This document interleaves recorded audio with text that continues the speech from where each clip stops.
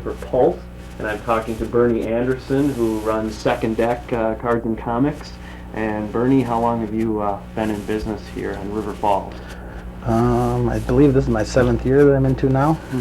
I started in the fall of, I think it was November of '89 it would have been, in the secondary.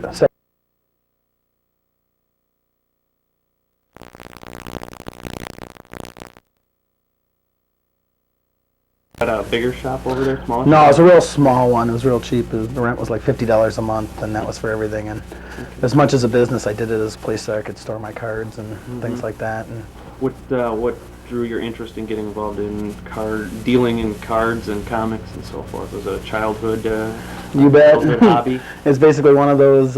My mom didn't throw my cards away, and I saved. They got saved away, and I really didn't. I hadn't saved them as a monetary type thing. I just had collected them as a kid and had a pretty substantial amount. And my father had brought home storage boxes, 2-drawer file cabinets from the insurance company he worked at. And I had subsequently taken all my cards and inventoried them basically and put them away in these cabinets and let them sit in my closet for about 20 years. So. Okay. And so would you start out with baseball? I had a little bit of everything. I had baseball and football primarily. That was about 90% of my whole collection. And I was working after college, I was working at a mortgage company in the cities, and one of the vice presidents I worked with, son, was an avid collector and was telling me all the value of all these cards that he'd collected just in the last few years. And he had quoted like a Darryl Strawberry rookie card at like $50, and I was like, wow, I got a lot of cards at home. And so out of that, I'd gone home and I started digging through my old cards, and I found one that I had 5 of the same card.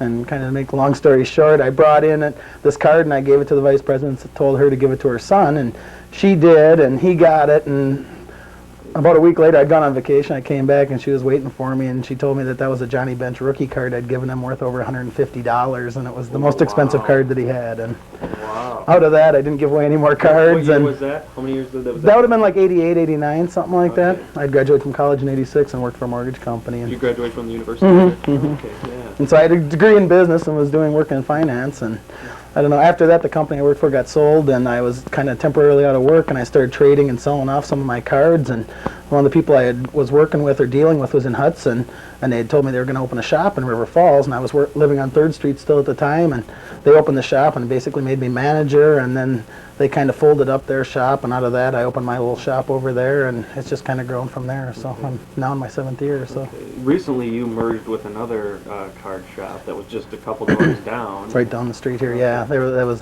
Collector's World originally, and then MVP. They had sold part of their business and combined with another store, and now basically what we've done is combined all together. Now basically gave me their store or whatever, moved it into here, and so we've really increased our inventory and made it kind of a really nice, mature shop is the best way to kind of describe it and stuff. So what was the differences between the shops? Was there were you basically head-to-head? We had a lot of the same overlapping of the type of products, but they had specialized. I've been more into the sports cards along the way, and they had specialized in some of the non-sports and the gaming aspect. The big one that comes to mind is Magic the Gathering is a real huge part, and we were both selling comics and the cards. And out of the deal, they had bought a lot of comics over the years, and so I basically got about 20,000 comics in back inventory. And so the basement right now, it doesn't show on here, but there's probably a couple hundred boxes of comics downstairs that we've had to re-inventory. So you're looking even to probably expand now a little bit. I don't know. We're kind of, for this store, we're pretty much maxed out. I mean, it's hard right now. I've got like 500,000 sports cards and things like that, and I barely have room to store all them. I've been working on integrating those all together, and then with the comics downstairs. And the thing I got from them was probably about 50,000 Magic cards. So it's really, we put everything together right now, and it's, I don't know, some of the customers have just said it's kind of nice. They don't have to go back and forth and say, well, he'll sell it for 5, will you sell it for 4? It's just like we just set our prices, and now we just kind of focus on trying to compete with Walmarts and Shopgoes and stores like that, and trying to, you know, undercut them basically if whenever we can possibly, and then just have a fuller, you know, line of product and merchandise than they can handle. So do you have a lot of people from the Twin Cities coming out here to look for cards, or do you find that most of your market is right here in originally it was here, but what's happened with this, some of the other things with the expanded inventory, not so much from the cities but from around the area, a lot of Magic type players and actually a lot of comic collectors have started coming here and made it kind of a destination because we do have a pretty full line of inventory. And so I know I get people from Osceola, St. Croix Falls. I have people that get comics from me on a regular basis from Hudson and Amory and as far south as Red Wing and all around here, so probably within 40, 50 miles. And a lot of collectors on the eastern side, especially the Twin Cities, will come out here, you know, on a semi-regular basis just to shop and compare. So Wasn't there at one time just a couple of card manufacturers, card makers? You bet. And now it seems to have exploded. It's a full. It's how really proliferated. How many different distributors or different brands of cards do you have, and which ones are the most popular? Would you say? Originally, when I collected, it was Topps. It was basically Topps chewing gum, and as much for the gum as for the cards is what the reason for the collecting.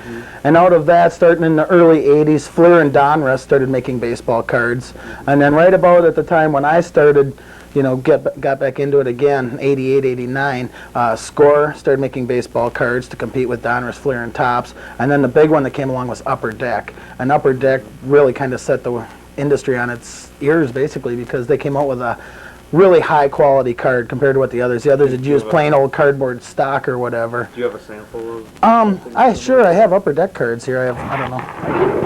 Find one right here is a Michael Jordan one, but it's just they quit going. A real high gloss 6 points of paper or whatever. I don't even know what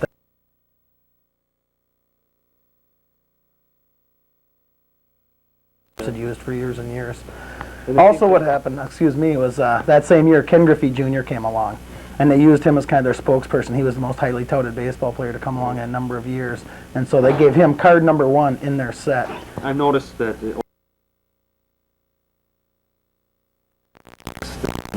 borders and so forth. Very much so. Okay. They make cards called metal cards now. Use metal onto paper or whatever, and you get some really neat metallic images and stuff like that they've heard do. Also, another one is holograms. They use holograms to literally enhance these cards. So you can get a single player card, and it basically takes on 3 dimensions because you can turn the card, and the guy will actually go from like a pout to a full smile and back again on a card because of the hologram effect. So. I suppose those are a lot higher end cards. Usually they're like an insert card, and what they've done is they basically salt the packs with these chase cards is what they're called, and they end up being a lot scarcer, 10 to 20 to 100 times scarcer than say a regular issue card. And because of that, like a Michael Jordan insert card, you can get a $100 to $200 card right out of a brand new pack of cards. Really? But usually a pack would cost you on that end. It'd be like a Flair pack that'd be $6, something like that, a real expensive type of pack, or something like these that are $8 a pack. You can get insert cards either worth in the $100 to $200 range at least. So. When you're buying an $8.50 pack of cards, how many cards are you getting in it? These ones I just got. These are ones when I originally sold them. They were $6 a pack. Here you're paying $8.50, and all you get is 6 cards in the pack. But there's probably, out of this set of cards, it's a smaller set of cards, only probably 120 cards to complete a set. But they have basically chase card situation. There's probably over a dozen cards you can get that would have a $100 price tag on them that you could possibly get. But you're only going to get one of them every 2, 3, 4 boxes of cards. It's almost like a gamble. You betcha. It is really. It's kind of like pull tabs. In a lot of ways it is. It's the same kind of thing. And a lot of my competition is direct with that. I have a lot of people that come here that kind of collect cards. They collect them too, but they're the same kind of people that like going down and buying lottery tickets or going to the casinos and whatnot. It's a lot the same. And even what's really happened, I've noticed a lot, is with the kids. It's the same kind of thing. The kids are spending they don't have the money to spend at the $6 and $8 pack level like the adults do, but they will save up $1 and $2 and buy a pack of cards that way. And if they're lucky, brand new, I got a Kevin Garnett for the Timberwolves rookie card. It goes for $30 out of a $3 pack of cards. That was, I'd open a number of packs and hook that card, but it's a 1 in 30 pack insert, and there's 10 different ones, and with Kevin Garnett being a local favorite right now, it carries a pretty good premium to it. So, would you say that any sports takes a particular favorite among your clients? Would there be football? It ranges with the seasons almost directly. But overall, this is like a football town. River Falls loves football. I don't know why it is. It's baseball the last few years has been kind of sour too, between the strike and things like that. Both the Twins and the Brewers haven't been very competitive the last couple of years. That takes a big difference. But now with this town, we're kind of isolated. So we have the Kansas City Chiefs, are basically a hometown team, and with having Joe Montana here the last couple of years really helped that. A lot of people have become Chiefs fans. We have the Packers, who are basically the Wisconsin team here with Brett Favre and them making the playoffs, having a great year. Really sells it, and even being this close to the Twin Cities, I have a lot of Viking fans too who would like to collect cards for that. So football's probably the one, and hockey's way down because of ever since the North Stars left Wisconsin, we don't have a pro franchise here. Not a lot to go. And both Timberwolves and the Bucks and the basketball cards sell quite well too. I've noticed that different cards have different poses and so forth. Does a pose make a difference in the value of a card, or a face card just without a, let's say for football, without a helmet? It depends. A real exceptional shot, you know, if a photographer caught a really good pose or a really good action shot, you know, like a wide receiver, you know, going, you know, horizontal for a catch or something like that. Sometimes that'll add a premium to a card. I know over the years, historically, cards that feature Michael Jordan, or if he even shows up on a card with another player, a lot of times those will take on a premium value too, just Really? because of Michael being on the card too. Wow. Okay. And most of these photographs are just from just regular, or do they? The league actually has photographers, and they put all the photos into basically league files or whatever, and then they license the pro sports themselves, license the companies. This is just for sports cards. They license the companies and tell them how many sets they can make, which different kinds, and then they go through the file and pull shots and stuff and use that to pick their cards from. So, like with rookies, they'll have special shoots where they just take photos of the rookies so the card companies can get them into the cards and stuff, because they're trying to sell the NBA or the NFL just like I'm trying to sell them too. So. Right. Back in the late 70s, there was a trend that I noticed as a kid that we collected Star Wars cards and Dukes of Hazzard cards and Battlestar Galactica and Star Trek and onward. Do they still make television series cards and movie cards? You bet. One of the biggest sellers I have right now is a Star Wars game, and with the New Hope coming out and the new movie being released, was it next year, I believe? That's really been huge lately. Ever since Christmas, those cards were released, and they've been a real big seller, and there's just been a lot of enthusiasm towards them. And they do a lot like that. They do movie releases, Batman Returns, comic book cards are a real big part of it now, too. That's gotten big in the last about 5 or 6 years. They make X-Men cards and Spider-Man cards and things like that, too, directly tied to the comic series and comic books. So, now you've got sports, and then you also have the what would you call science fiction type cards, or the what I just lump them into non-sports and role-playing and gaming cards and non-sports cards.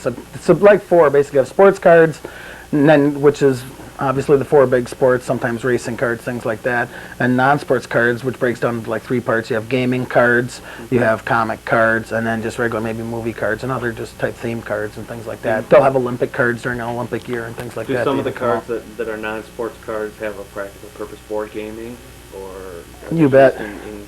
You bet. And then they've done the same thing. They've crossed over, like they have the comic cards, like X-Men cards and whatnot, and then they came out with a game called Overpower, which is using different comic cards, makes different powers, assigns different powers to different characters, and becomes a card game that you play back and forth too. So they've taken it and tied them right together that way as well.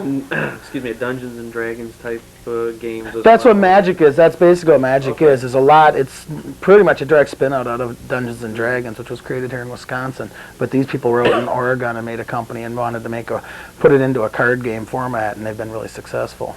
And Dungeons and Dragons, I know, had a comic book and things like that spun out of it directly too. So. About how many customers are visiting your store on a weekend? I suppose you get that's most of your traffic, isn't it? It really varies. Obviously after school is kind of busy for me because the kids get out and I tend to be busier then, and a lot of the adults tend to come in after work and whatnot. And with us being a college town here, I get college students coming in on breaks and during the day and stuff. But definitely Fridays and Saturdays tend to be my busiest days of the week. But I'll have sometimes it's hard to say. I mean, sometimes Monday will be one of my busiest days of the week just from being closed on Sundays or whatever. So, depending on a sporting event. I know, like during football season, Mondays always tend to be busy. If the Packers had a big win, it just seemed like, if nothing else, people would come in and we'd kind of talk the talk or whatever. So, just talk sports that way. One of the questions I had is, what's the best way to display your cards? I mean, do people go through great lengths to have them displayed in their collections and so forth, and to protect them? I noticed right here you've got kind of somewhat of a hard case here. Especially in the new cards, it's really important to emphasize the condition of the cards, and basically anything that's been produced since 1980, there's so much more awareness now. People just aren't throwing away the old cards and whatnot. So now condition has become so key to it that a whole new line has evolved just of ways to take care of your cards. Originally when I started, all you had was 9 pocket pages, much like you'd put photos into that were stored in that.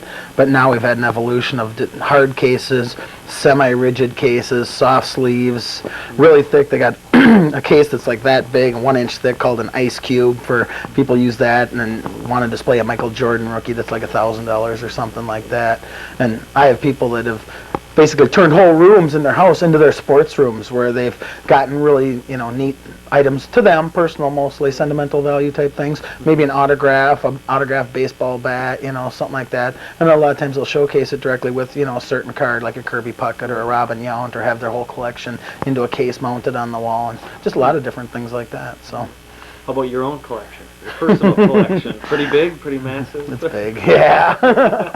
I don't know. I don't collect as much as I used to. I just had to. There's just so much that I've had to cut back a little bit. But mine's basically centers around probably half dozen to a dozen people that I like to collect or whatever. And then I've got a pretty large.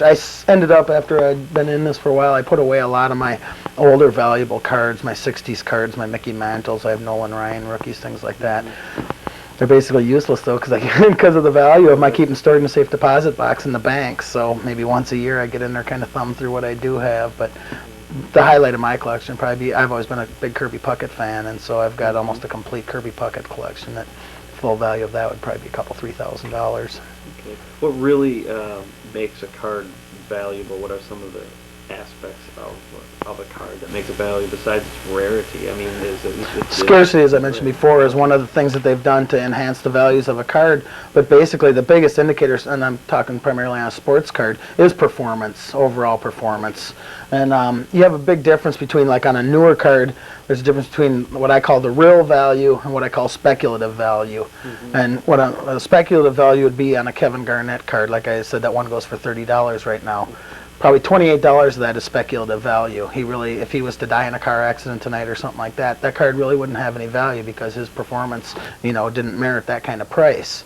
But a Joe Montana or a Dan Marino, somebody that's already earned Hall of Fame type statistics, done that, if they were to pass away, the cards would probably hold their value or go up in value, and I call that like real value. And that's something that I try to, especially with kids or younger collectors, try to, make sure they know the difference.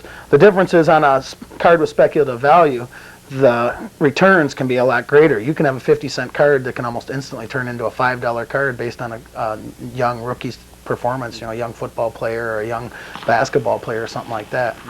Whereas on older cards or whatever, they tend to have a slower, more steady increase in value. So it's a slower return. It's it's a lot like investing. It really is. There's just this risk return ratio. Yeah, and you got to just different levels of gambles. If you want to buy all Joe Montana and Dan Marino rookie cards, Hall of Famers like that, they're not going to go up as fast as like a younger card will. But you're going to have like a Kevin Garnett card. Exactly, somebody like that, a younger guy like that's been around a few years. How many cards can there be of one particular, let's say, an athlete? Too many. Okay. In a given year, I'm referring to a Michael Jordan card. Given year like this, Michael he's a spokesman for a couple different companies, Upper Deck primarily. Oh, yeah. So just out of that, they put insert sets and whatnot. He'll probably just from Upper Deck alone have 25 cards just this year, minimum. And then you go over, there's probably 8 different companies making basketball cards this year, and with 2-3 sets per company, you're looking at over probably 50 to 60 Michael Jordan cards to collect in a single year. Now, this is what I was getting at as far as, we talked about the rarity of a card or the scarcity of a card. Would any of those individual cards gain any more value over another due to another aspect? You bet. Last year, Michael Jordan, excellent example. He came back when he unretired, and he used the number 45 on his jersey. Okay. It didn't work out for him. I think what he had originally tried to go for was going to, come back under that number, maybe end up having a second number retired, something no sports hero's ever done before. But he never, I think it was as much superstition as anything. I don't think he ever really felt comfortable wearing number 45 in the playoffs last year. He switched back. Well, because of that, there's probably maybe a half dozen cards that were made featuring him in number 45. And because of that, those cards have already started to become novel. And over the years, I think you're going to see a big appreciation in the values of those cards, just based on that kind of novelty aspect of it. Just a different card, different variation of a Michael Jordan. So, how about between the values in different companies? You've got Topps and Fleer, and I mean, if the same year. And it's what they've done is, we kind of touched on, is what they do now is they have different sets of cards, different types of collecting for different levels of investment. Upper Deck Corporation basically now makes 3 or 4 types of cards in a year. They'll make Collector's Choice, which is their low end, about $1 a pack type stuff, very appealing to the younger kids and stuff like that. Then they'll have regular Upper Deck cards, which would be in the $2 range. And then with the super premium card they make is called SP, which is special print. It's really limited, a small print run, and they don't release actual numbers on it, but it's usually less than probably 20,000 cases, something like that, which is considered a real low print run in these days. And those would carry a pack price of about $5 a pack on direct release. And so they've basically broke it down into different levels of collecting for different collectors, and the cards subsequently take on different prices. The Collector's Choice Jordan would be $3, the Upper Deck Jordan would be $5, and SP would probably be $10 to $15. So it corresponds right to the prices you're paying for. So. Okay. 1 out of every 24 boxes has a refractor card out of the regular set of cards. His card's like $12. See how this one will refract comparably? Right. I mean, they're identical except for this, that it's a layering process they put on there that causes that enhancement like that. I see. But this same card would probably be $150 if it was in this refractor form. And you get like 1 of these a box. I see. So. Now, as far as the old gray... And there's so much like that. It's like every little... They have mirrors. Sean Salam card, but we'll actually we'll gamble like packs of cards, and we open our packs up and just play it like a hand of poker. Right. And you take the price guide, and whoever has, like, if one guy gets a $2 card and one gets a $3 and one gets a $5, the guy with the $5 card gets the other guy's packs. So we can edit that out. I don't know. I've never done it, but I've seen customers doing that before. That's just another way just to kind of have fun with this too, because I do try to emphasize the fun factor of it. I mean, you obviously can make money on it and stuff, but I try to de-emphasize that aspect of it. It's not. Oh, it definitely is, you know, and don't let anybody kid you, you know. Most people you would ask would say, oh yeah, I just do it for fun. But, you know, I'll even have a lot of the adults like, oh, I'm just doing it for my son, you know, so he has cards when he's older. But I mean, the underlying thing is like, if they get a $100 card, you bet they're going to take $60, $70 for it and sell it right away, because it's America. We're a capitalist society. Do you have do you sell the old gray? 5 Tops packs. They carry a $4 price tag per pack of cards. The same old ones. The best card you could probably be to get out of here. You still get a piece of gum in there. They quit doing that in 1990. But the best card out here would be like a Kirby Puckett rookie or a Roger Clemens rookie from 1985. They're both like $15 cards you could get out of one of these packs. Same thing here. These are football cards, 1985 Topps football cards. These go for $10 a pack. Get a really rotten piece of gum in there that I wouldn't advise eating. But you can get a Warren Moon rookie card that goes for about $25, or Dan Marino second-year card that goes for about $25. So you're paying $10, hoping to get basically a $25 card. But there's a lot of other $5 to $10 cards you can get out of there too. So. And you have catalogs that display the prices of the You bet. Price guides. There's a number of them. But the ones I use is called Beckett Publications. They're out of Dallas, Texas, and they come out every month, and they do one for each sport, basically baseball, basketball, football, and hockey. And so they upgrade them. On a monthly basis? You bet. And there's enough, you know, especially on newer releases of cards, there's that much, you know, volatility in the cards. It does need to be documented that way. And so they kind of track down on a nationwide basis what the cards are going for, both at shops and at card shows across the country. And they kind of get a gauge of what their selling prices are, and they quote those ranges in the price guide. What would you say more of your sales, obviously, is cards than comics at this point, or would you say you're doing about equal? There's a lot of balance. It's amazing. I mean, the 3 big things I sell would be cards. Then with both the gaming cards and the sports cards, if I break it down, I sell a lot of Magic and Star Wars type, you know, role-playing game cards, sports cards, and comic books. And between the 3, I don't know, I've never really broken it down, but I think the sports cards probably sell the most, and then followed right behind by the Magic, and then the comics on a weekly basis. You know, they sell a nice little chunk too. And primarily comics, it's almost all new releases I sell. I do sell back issues, and like I say, I have quite a few of them. But most of the comics that I do sell, we sell them, get them in on like towards the end of the week, and in like a 2-day period, I'll sell about 3/4 of what I get in for a week, new week's comics.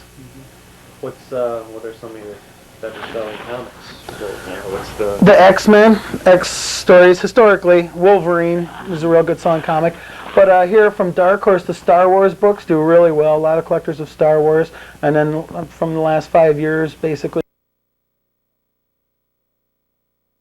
they've had good stories and really nice artwork, basically, really good color separations and bright comic colors.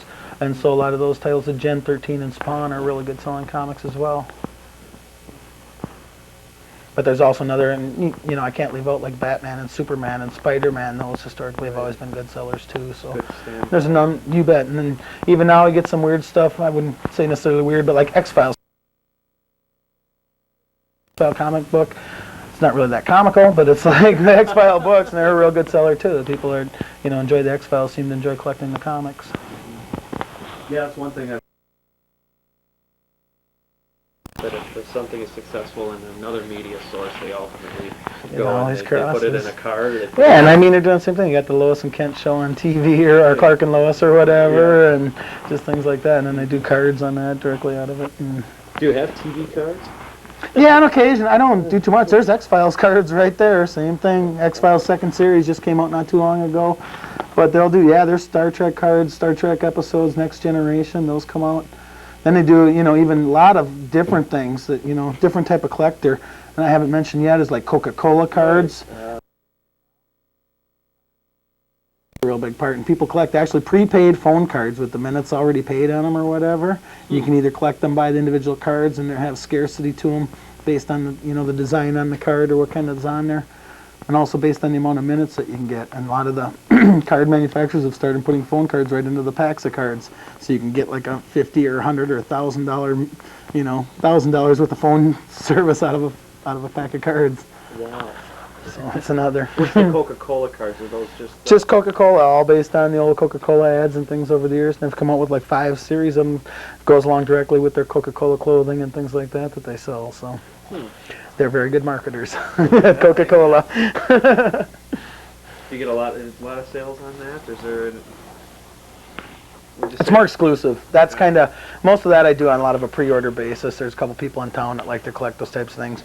They'll read about in one of their trade publications or whatever that something is coming, and what they'll do a lot of times is let me know to look out for it, and I will try to find, you know, as they are released, get a box of them for them, and, you know, basically do it as a service for them and make a couple dollars on a box, and it saves them having to drive around looking for them. Well, I think we've covered pretty much all the bases, and I appreciate all the information. And again, I'm talking to Bernie Anderson at Second Deck Cards and Comics in River Falls, Wisconsin, and I thank you for your time. Thank you.